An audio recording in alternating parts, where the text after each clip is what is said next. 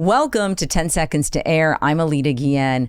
Happiness is at an all-time low across the globe, whether it's the economy, poor health, loneliness, social media, COVID, or a personal loss. Today's podcast is about getting happy even through adversity, because science shows that happiness can be taught and learned.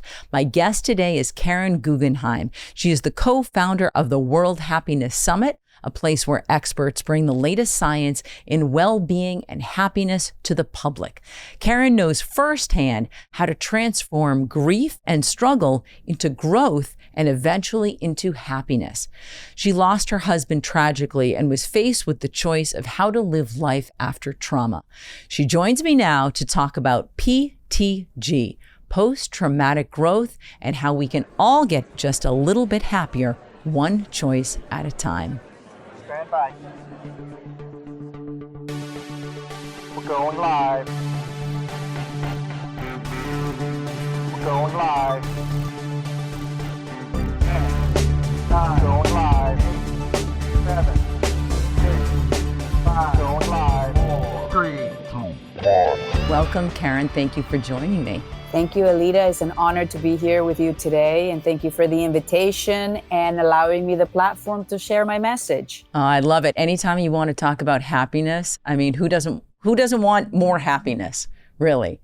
And it's really interesting that you're coming from a place of pain that you have turned into happiness and transformed into just growing happier and then spreading this word globally or spreading this movement globally. What goes through your mind 10 seconds to air or before you have to speak on this topic? So first of all, a lot of gratitude, a lot of gratitude that I'm able to do that and that I'm in a position to do so.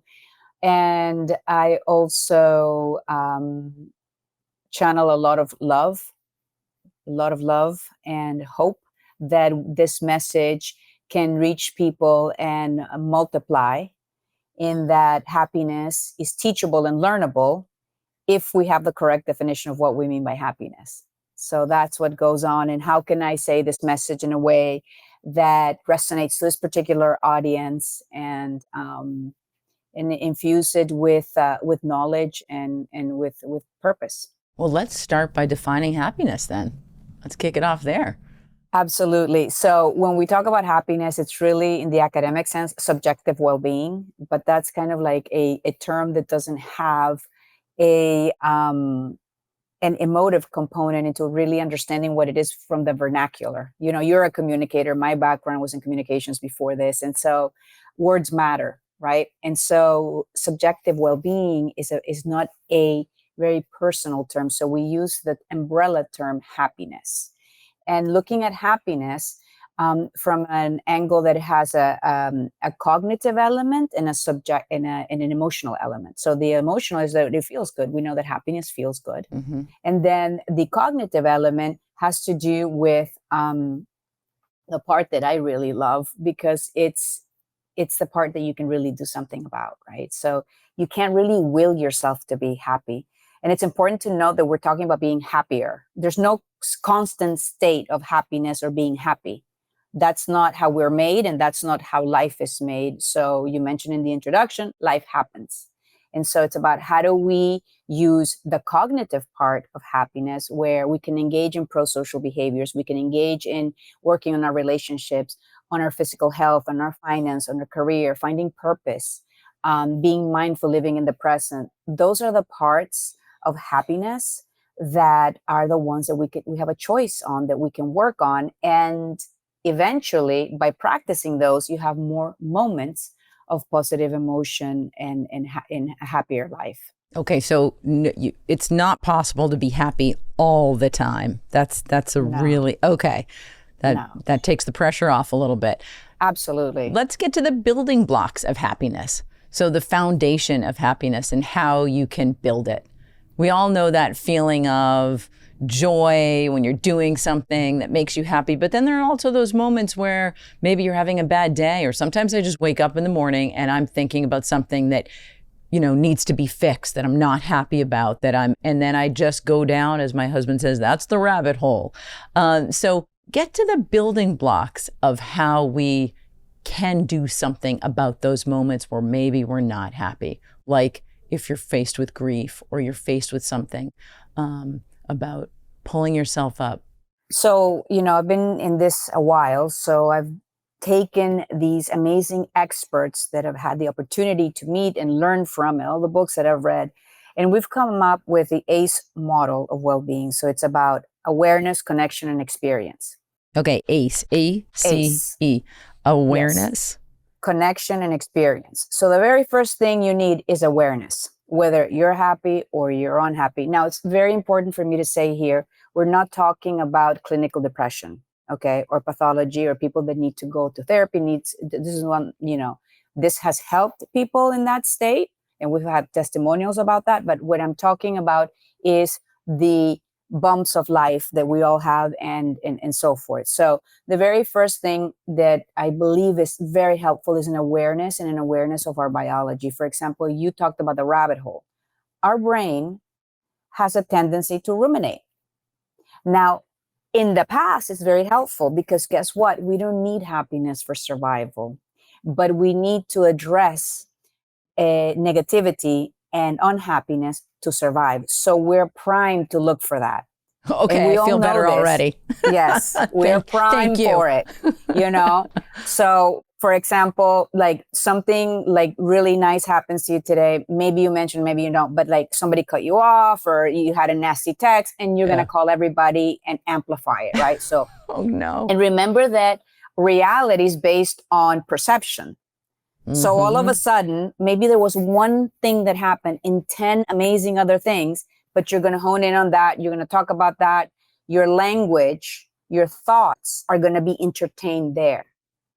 The great thing is that you can train yourself to purposefully look at the positive. And what I love about that is that it's not putting rose-colored colored glasses. You have to address the issues in your life and the challenges, but it gives you a whole totality of your experience. For example, right now, we're largely okay. I'm seeing where you're sitting, where I'm sitting, like we're okay. But sometimes we're in this state of like anxiety and panic because of the society that we live in and the systems that we engage in that have us on this like hyper, cortisol release, like we're going to get eaten by a tiger when we're okay, right? And so again, super helpful to have that feeling if there is a danger. The problem is that in modern society, that has been overused. And so when it's in a situation that is out of whack, that's when we begin to feel like we don't feel well. Right. So, for example, what has helped me is habits. You don't ask yourself, well, do I really want to brush my teeth today? I don't know what the evidence says about brushing the teeth. It's habit. You do it. Okay, you want to have healthy gums, healthy teeth, good breath. I'm going to brush my teeth, right? And so the same thing when you start studying happiness and the evidence behind it and the benefits. I was at a conference last week in Lugano in Italy, and it was amazing because we were talking about loneliness and social connection, right? So you mentioned what is happiness. The greatest thing, the greatest indicator of how happy you are the state of your relationships. So if there's one thing you want to do today that will make you happier is work on your relationships, whether it's at work, whether it's your family, whether it's picking up a coffee and giving a smile and asking somebody, how are you? And if you're down in the dumps, offer help to somebody. And then with awareness, see how you feel from these connections. So the second component is connection. People are so important. I mean, people are so, so important. One of the experts that is a friend of mine, Michael Steger, he was sharing that people are so important to us that is so hard to even quantify and measure the impact, really. It's like fish in water. It's pervasive. That's how important people are to us, right? And so when you become aware of that, then you're able to do things that put you in that state of mind. Another thing could be, like meditation. I'm not good at meditating. I can't sit still to meditate, but I do it through yoga, or I do it through a walk in nature. Evidence shows that being out in nature, something happens to your biology. You don't even have to do anything about it. You just have to go outside or look out the window, literally. But if you've told yourself, I have this assignment, or I'm only going to do this, I'm going to skip the meal, because then, of course, you're hungry. So that's not going to help you. The stress is going to the same place you feel stress is the place in your brain where you learn. So that's going to be occupied by something else. So how are you going to perform better if biologically your brain is not willing to go there? And so, we need to have this awareness, which is very, very simple, but we're dealing with mindsets, so it's challenging to implement. Okay, so the first step, awareness, knowing what's going on, knowing how you feel, knowing that you want more happiness, knowing that you'd like to turn it up a notch. And then connection is the relationships. And experience, what is experience?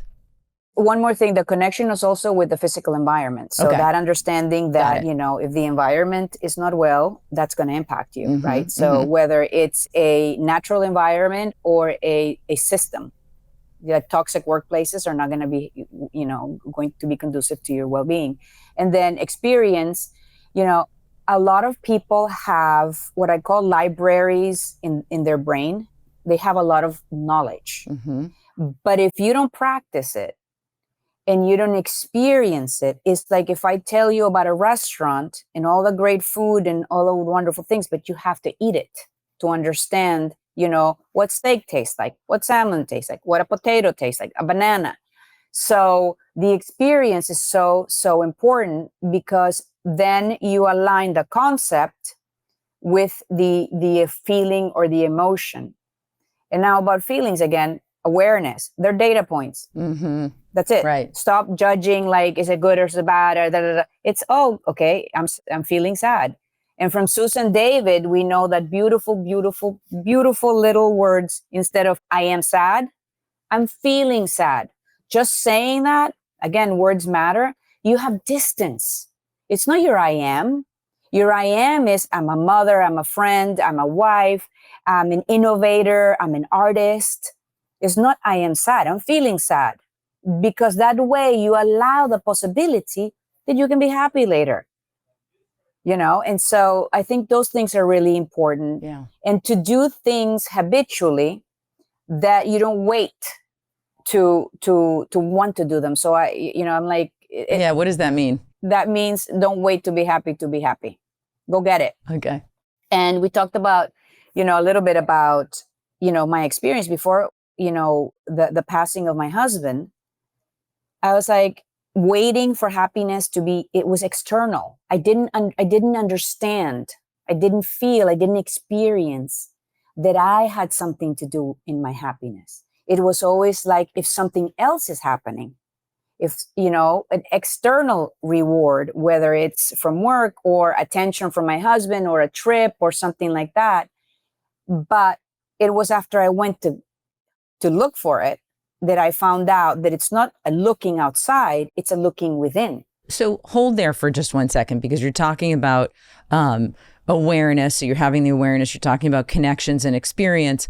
But those to me feel, other than the awareness, they feel like they're being defined by external things. So when you say about internal, can you dive into that a little bit more about what you mean internally? Absolutely. So it's your mindset. It's the thoughts that you regularly entertain. It's your values and it's your beliefs.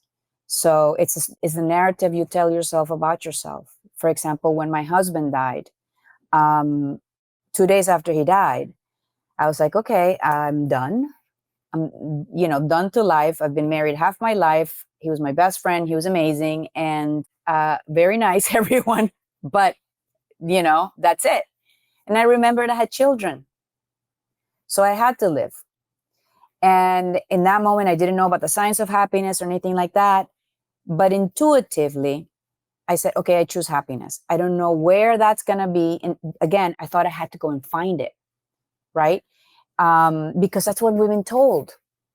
Achieve and you will be happy. Achieve. But you think is that, again, because of the adaptability bias, you achieve and then you want something else, because that's how we are made. Yeah. That's how we're made. It's normal to feel like that. And so if you understand and experience that happiness is within you. So for example, I knew I couldn't feel joy in that moment, but what I did is I connected with purpose and meaning. I could control that. That's something I could do. How did you do that? What does that look like? So 4 months after he died, first I said, okay, I'm going to connect with purpose and meaning, and I am going to create a legacy of who he was. And I didn't know what that looked like. And I'm going to make, this is going to be significant. Like what's going to happen is going to be significant. 4 months after he died, I was getting an MBA at Georgetown University because I knew I needed to be with people. Mm-hmm. And I needed to be in a different setting. And the other thing is that it's very important, the narratives that you tell yourself, about who you are in your life, right? So I purposefully said, I am not a victim. I'm going to be the hero of my life. Don't know what that looks like either, but I'm going to be a hero. It's going to be amazing. Like my life is going to be pink. Okay. That's why our color is pink. But what is really important to know about post-traumatic growth is that you don't bypass the pain. Yeah, talk about that because you go through the pain. Yeah, I want to make sure that people that are listening know that we're not talking about sugarcoating and ignoring pain that has happened. You can't be happy. You won't. You won't be happier. You won't. Right. Because what pushing that and hiding from the emotion and not processing the emotion blocks you off to positive emotions too. You can't, it's one emotional channel. So you can't say like, okay, I'm just not going to feel pain. Happiness goes too. Joy, satisfaction, all of that goes. And so that's why people say sometimes I feel numb, because you don't want to feel the feeling. So did you get to a place, your husband passes, and by the way, we probably should say how he passed. He caught a cold, right? He caught a cold and he died of the flu. And there were mistakes that the doctors made and, all these things. And eventually you have to arrive in a place of forgiveness, not for the other, but for yourself. Very few things will allow more space in your life for happiness to blossom than forgiveness. I mean, that's fertile ground that you get for yourself and for your loved ones. And it's so misunderstood. And it doesn't mean that what happened was okay. Right. And it doesn't mean you can change the outcome. So you couldn't bring your husband back, or something makes you sad or upsets you. You can't change what has happened in the circumstances. You're talking about accepting it, feeling it, processing it, forgiving yourself. And letting go. And sending it down the stream. Forgiving yourself, forgiving others, and then you let it go. And then it's like, wow, like the most amazing energy for you. Yeah, yeah. It's really amazing. So you made that decision. You went to business school. You just said, I'm going to dive into this. You had 2 little kids, though. I mean, that's not easy. I had 2 kids. They weren't so little, but it wasn't easy because they were teenagers. So that was, challenging. Did you take everyone with you? How did you do that? No, I commuted back and forth. Wow. Okay. You must have had a good support system. I did. I accidentally became happy because and then I noticed that I had strong relationships. I went to learn something new. I had been doing yoga, so I understood the power of the breath. I had taken care of myself physically. I had all these things that I had been practicing. And then I learned that this was what science says that we should be doing so that we can become happier. And what exactly is that? You said this is what science says that we should be doing. What is that? Well, working on your relationships. Okay. So do you rather hold on to unforgiveness? Do you want to be spiteful? Do you want to be correcting people left and right? Do you want to, talk about your political opinions with your friends and try to convince them or tell them they're wrong? Do you want to hold on to these things or not?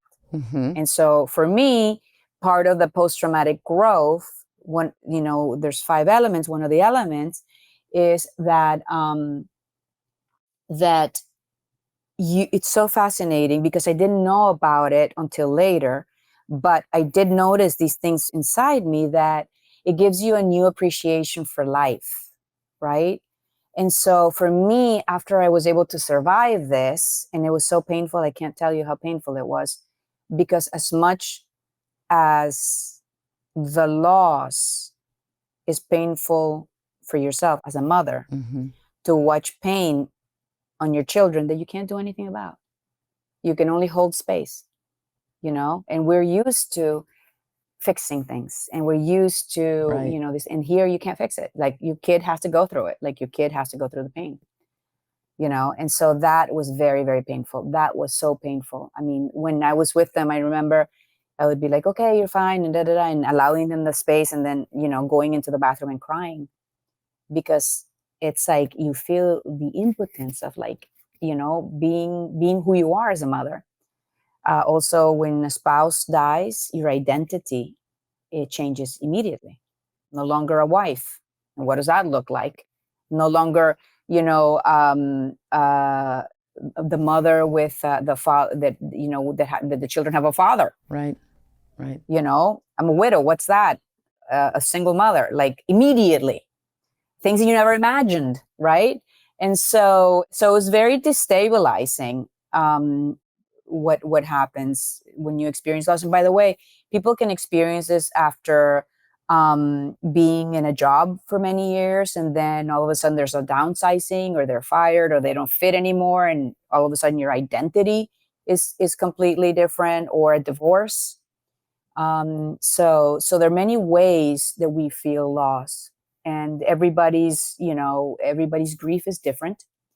But for me, what was the way that I was able to get back to life was first making a decision that my husband died and he lived. And I choose to focus on the part that he lived. I choose the love. I choose the humor. I choose, how fortunate I am that he's the father of my children. Like, how amazing is that?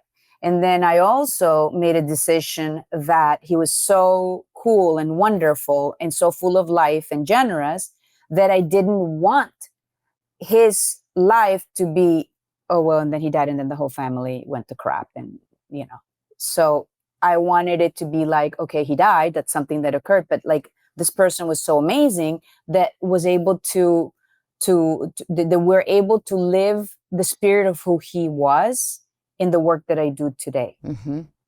So that's something that brings me a lot of joy.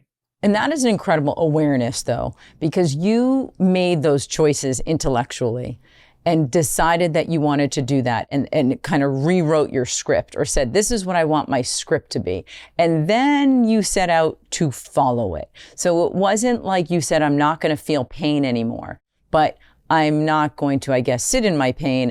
But when I'm done with my pain, or however I need to get through this, this is going to be my new script. This is going to be the path that I'm going to follow. So take me through the making that then a reality, because I know that you felt pain. I'm sure you still experience sadness and moments. 100%. Right. But you now have established the summit, the World Happiness Summit. You've done all these good things. You are now spreading happiness, kindness, well-being, because you now know what it does and how beneficial it is. What is that like? Let's start with the World Happiness Summit. I mean, where did that come from? Well, it's interesting. You mentioned going through the pain, right? So I'll begin with that. That's the first thing. First, a shock. And then it's like putting on your shoes, and now we're going to pain. And by the way, it's okay to feel pain. And you're going to feel it as long as you feel it. Keep moving. Keep moving. Mentally and physically, move. Just move. And that's what I did. I moved. So you're talking, you mentioned that I was traveling back and forth. The motion of moving, the motion of being in a setting where I was me, because that's another thing. When you experience something like this, you feel so foreign because somebody just sees that. Maybe somebody that knows you only sees that, but you're in a new setting. They see you differently. So then I began to see myself differently. That is really interesting. So putting yourself in different places, experiences, situations so that they almost help you rewrite your story. 100%, because it's like Alita the widow or Alita who just came from Miami and is doing an MBA. And why are you doing an MBA? So all of a sudden that began to awaken me in a different reality and see myself in a different way. Right. And so I was at Georgetown, and then I became really, really happy, really, really happy. And I also learned that you can be happy and sad, like it's okay. And the sadness goes away when the sadness goes away. Now, don't play with the hole, right? Don't play with the wound, because that's another thing. Some people are afraid of moving on, as it were, because they're afraid they will forget the person. But what I experienced is that by letting go of the pain, the intense pain, I was able to have a new relationship with him, that he's with me all the time, and I can laugh and I can have this other, and it takes time, by the way, it takes time. Right. But that was also quite nice that I was able to experience that. So all these things were happening.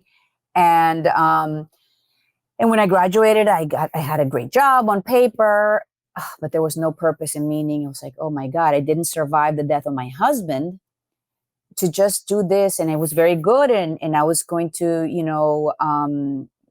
lead the office and all these things. And I'm like, I'm dreading, I'm getting in the car and dreading going to work. I can't. And that's another part of post-traumatic growth, that it kind of resets you of things you're willing to do and things that you're not willing to do. Right. So for me, being unhappy and dreading work was not something that I was willing to do. Again, didn't know what would be the change. And so I was working in a communications firm, and there was a group of volunteers who came, and they were talking about the World Happiness Summit. And it was a concept. And I thought, oh, that's nice, and so forth. And then I heard the motto, I choose happiness. And then that hit me home, because I did that. Like I did that, and I saw what that looked like and the trajectory of how that happened. And then I went and I read all the books and educated myself. And 6 weeks afterwards, I decided to leave my job, and I put my time, my talent, and my treasure in creating Wahasu, which is the name of the company. It's the first two letters of the event, World Happiness Summit. That was October 2016, and we had the first summit in March, which was unheard of, because in 5 months, really, we had a global event. So you said, you heard that, and you said, something here is making sense. This is speaking to me. And I wanted to share it. Like I wanted as many people as possible to know that they have access to this. And that speaks to purpose and meaning. You were still seeking the purpose and the meaning. But you mentioned 5 elements in PTG. Or purpose, what are the 5 elements? So let's see if I remember them. Okay. I'm totally jet lagged. Yeah. Disclaimer. But so it's enhanced relationships. Okay. So again, we go back to people, which is really important. It's learning something new, which I also did with getting the MBA.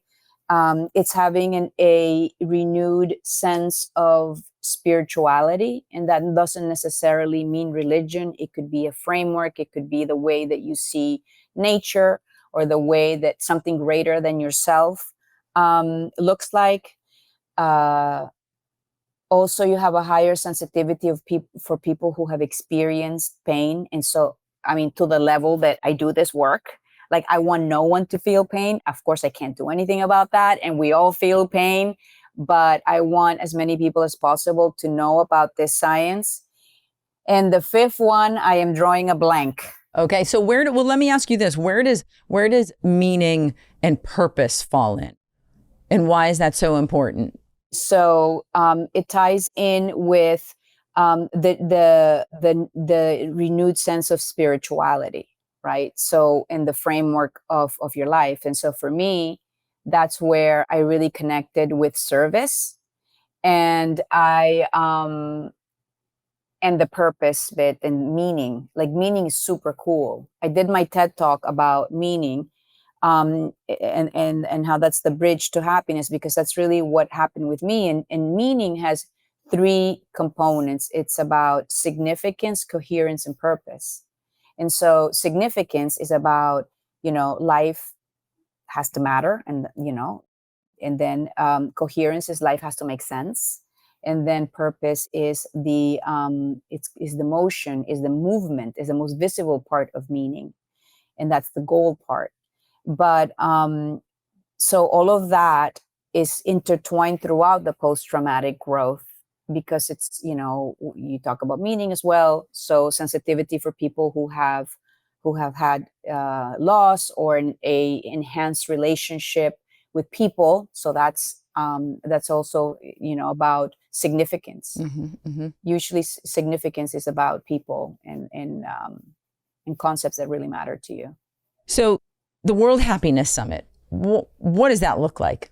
That's the best, most amazing thing ever. And it's not because it's beyond me.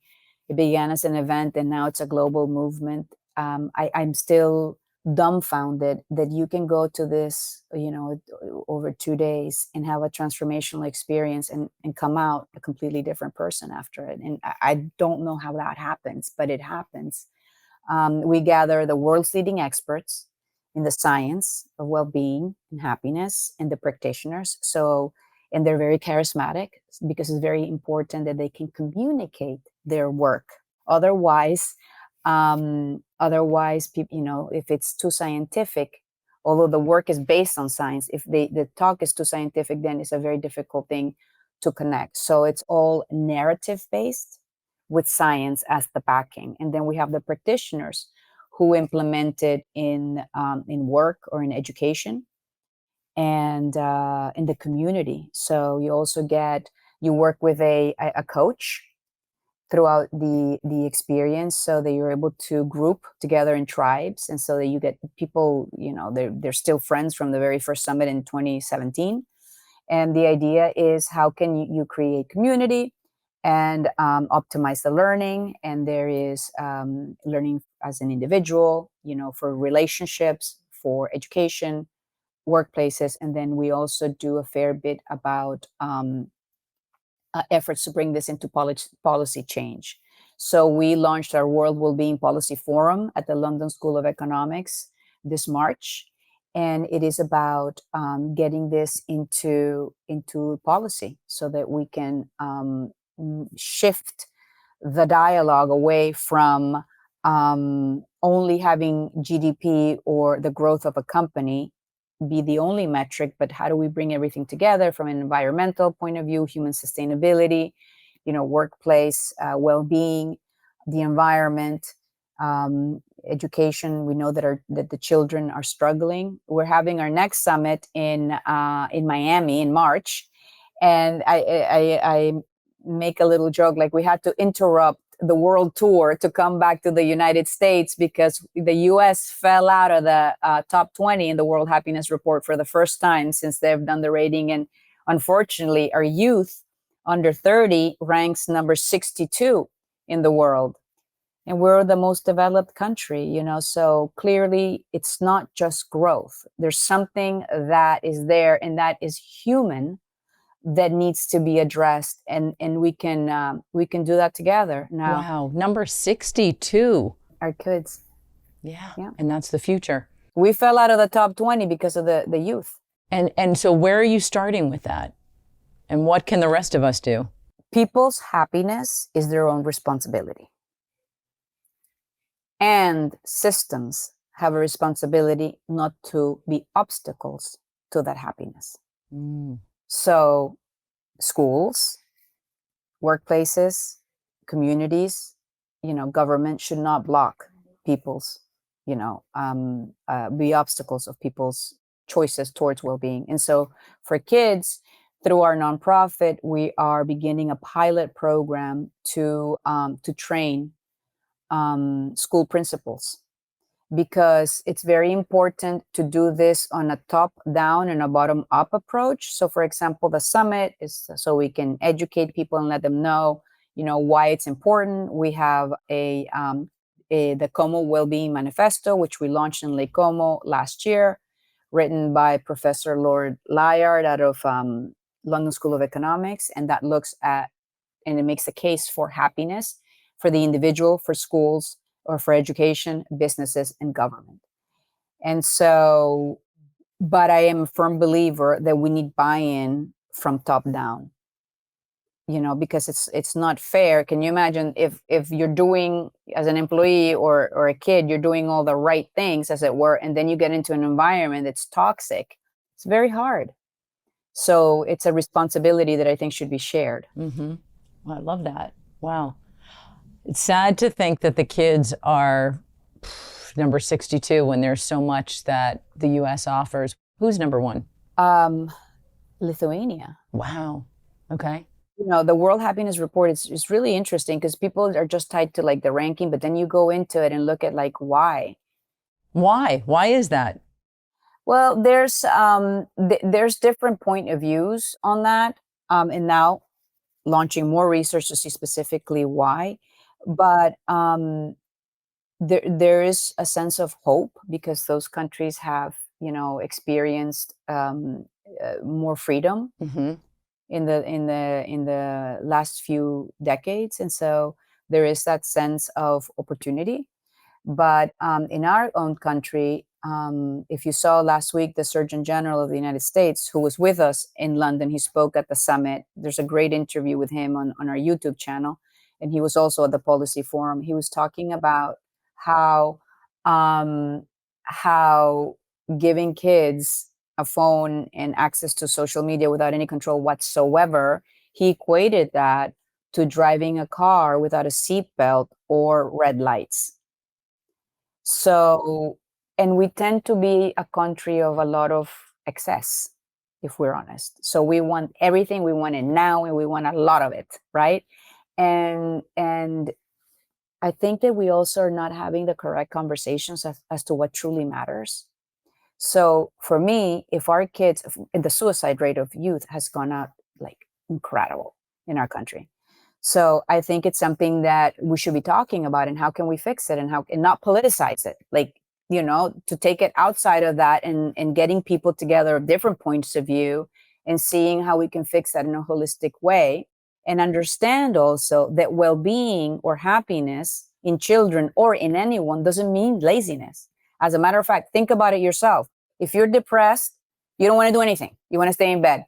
You feel good. You're even cleaning things that you can catch yourself like, I've never done this before. Right. It's like, I'm loving cleaning. Right. You have energy. Yeah. Exactly. So we have this mindset that happiness is lazy or insignificant when it's so significant and so powerful. Right. And the impact of social connections and all these wonderful things, on your health, what that looks like for longevity, for decreased dementia, etc. It's like you would drink a pill. If that was a pill, you'd be drinking that pill. Exactly. Well, as we started off the podcast, when I said, who doesn't want to be happier? Who doesn't want to turn it up just a little bit? On a quick note, I know there's long-term things that we can do, and we're talking about changing policy and all of that, but in the short term, what can each one of us do today that maybe we didn't do yesterday, or that we didn't do before we heard you speak? What can we do today to be just a little bit happier? Okay, number one, first, you asked me about what to do with the kids. Do yourself. Put the mask on yourself. They copy what you do, not what you say. So make happiness your priority. Make well-being. Let them hear you say forgiveness. Let them see you kindness. Let them hear you talk about positive things, right? And so for yourself, begin to see where you spend your time, where you spend your energy. So maybe jot it down so that you can start to see where your attention is going, and you might be surprised where that is, and make sure that you carve out time to invest in this. For example, I make a commitment not to check my phone after 9 p.m. and in the morning. What happens in the evening and in the morning, your brain is a sponge. It's like, it's going to consume. So there are people that are like, I'm so freaked out with the news. Guess what? Don't look at it first thing in the morning. Don't look at it. Yeah. And if you are, Do it at midday when your brain is not so susceptible. Have a time, 15 minutes, and maybe that's your anxiety time with the news, and that's it. But be religious about that. Be like very, very, careful about it, because that can interfere with your sleep. Mm-hmm. If you don't sleep well, you're not going to be happy. Yeah, right. Music is a great one. So I listen to music every day in the shower. I don't wait to want to listen to music. And frankly, many times I'm like, ugh, but I know that listening to it, something's going to happen in my brain. Again, that bypasses cognition. I don't have to do anything about it. It happens naturally. And so then you're hedging towards feeling better and having a mental capacity to see the problem in a new light, maybe a little bit. And then notice how you feel. Notice if you journal. Notice if you write down about 3 things that went great this week. How do you feel? Do you feel heavy, sad? Do you feel lighter? Do you want to be, more active in your life? Find purpose. Like if you don't know your purpose, understand your values. What's important to you? What's important to you personally and then professionally? It's going to be really hard to be happy if you're not living your purpose or your values. It's very, very hard. Yeah. Okay, I just want to make sure we notice the book behind you, because that's your new book. This one is in Italian. It's now in English. It's now in English, Spanish, and Italian. And the English name is? Cultivating Happiness. Cultivating Happiness. Yes. So it's published by eBerry Penguin House. And it's about post-traumatic growth, and it's about my experience and also tools on how you can implement these small changes. The thing is that small changes over time, huge impact. Like it's so small, the change you have to make. That's what people, but you just have to start. And the issue is that we don't think it will have such a big effect because it's so small. How can smiling, how can saying hello, how can going in nature or listening to music, how is that possibly going to change my life? And it does. But you have to do it over and over again. Karen, anything I didn't ask you that you want to mention before we say goodbye? Well, I'd love everyone to come to the summit in Miami Beach in March 15th and 16th. I think is going to be amazing. We're having just amazing speakers. And for anybody that is curious about happiness, your life will never be the same again. So this is open to everyone. Anyone can come. Anyone. Amazing. We have people from over 65 countries, and we did the numbers. Since the beginning, 990 cities and municipalities have come in person. So that's why it's become a global movement, because people come from all over the world. Right. Karen Guggenheim, thank you so much for joining me. Thank you for speaking on this, for spreading happiness. If we made 1 or 2 people just a little bit happier today, I feel like we did a lot. Thank you so much, Alita, and thank you to your audience and for this platform and for being interested. Thank you so much for sharing it to the world.